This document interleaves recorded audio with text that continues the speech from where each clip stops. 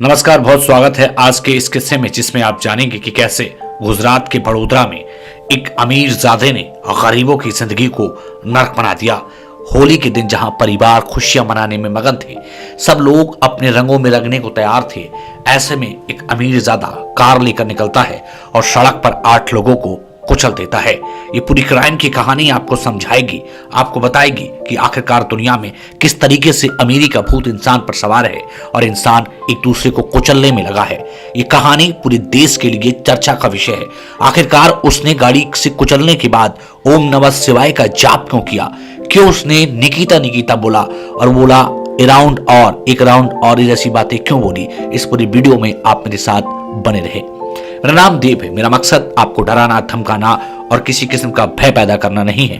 मेरा मकसद है आपको सच बताना, आपको बड़ोदरा का जो एक्सीडेंटल केस है उसकी हकीकत से आपको रूबरू कराना। ये मामला बेहद संगीन है। यह समझाती है हमें कि मानवता मर चुकी है, इंसानियत दम तोड़ रही है और इंसानों में इंसानियत का कोई मतलब नहीं रह गया। लॉ की पढ़ाई करने वाला, उत्तर प्रदेश के बनारस से ताल्लुक रखने वाला रक्षित नाम का एक लड़का, जो कि गुजरात में रहकर पढ़ाई करता था। 13 मार्च की लगभग 12 बजे के आसपास का वो वक्त था, 11:30 या फिर 12 का वक्त आप मान लीजिए। वो एक कार लेकर अपने एक दोस्त के साथ निकलता है। दोस्त भी बेहद निठल्ला, प्रियांशु के साथ निकलता है।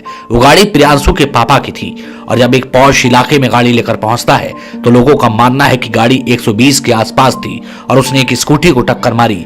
एक महिला उसमें टकराई। तकरीबन 8 लोगों को उसने कुचल डाला।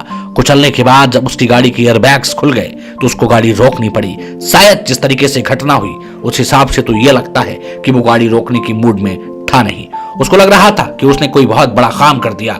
और जैसे ही गाड़ी टकराती है, गाड़ी टकराने के बाद रक्षित चौरसिया का जो दोस्त था प्रियांशु, वो गाड़ी से निकलता है और वो कहता है ये पागल है, इसने सब कुछ किया है, इसकी वजह से ये सब कुछ हुआ है। मेरा मकसद आपको ये बताना है, मैं आपको समझाना चाहता हूं। यदि रक्षित को गाड़ी न मिली होती, रक्षित को ये कार न मिली होती, वॉक्सवैगन से अगर ये हादसा न हुआ होता तो शायद वो 8 लोगों का जान जोखिम में नहीं आता। एक महिला की मौके पर ही मृत्यु हो गई। ये गाड़ी रक्षित के पिता की है, कंपनी के नाम पर रजिस्टर्ड है, ऐसा बताया गया है। रक्षित चौरसिया ने घटना के बाद माफी मांगी है और लोगों पर दुख का इजहार किया है। साथ ही उस परिवार से मिलने की इच्छा जताई है जिसके साथ ये ट्रेजेडियां हुई हैं। लेकिन भाई, अब क्या होना है? अब तो आप वो कारनामा कर चुके हैं, अब तो आप वो हादसा कर चुके हैं जिसका भुगतना आपको तय है। ऐसे बच्चों को क्या गाड़ी दी जानी चाहिए? इसमें सबसे बड़ा दोषी कौन है, ये भी बड़ा सवाल है। सबसे बड़ा सवाल तो ये है कि क्राइम के सफर में आप जान पा रहे हैं कि यदि रक्षित को गाड़ी ना दी गई होती तो शायद वो ऐसा ना करता। उसने ओम नमः शिवाय का जाप क्यों किया, ये भी आप समझ लीजिए। शायद वो एक प्लानिंग का हिस्सा हो या फिर निकिता निकिता क्यों बोला, ये भी एक बड़ा सवाल है। इन सब के बीच में आपने जो समझा और जाना, उसने एक राउंड और की बात क्यों की? क्या वो भयंकर नशे में था? क्या उसके सर पर नशा सवार था? ये सब कुछ क्या नशे में किया गया?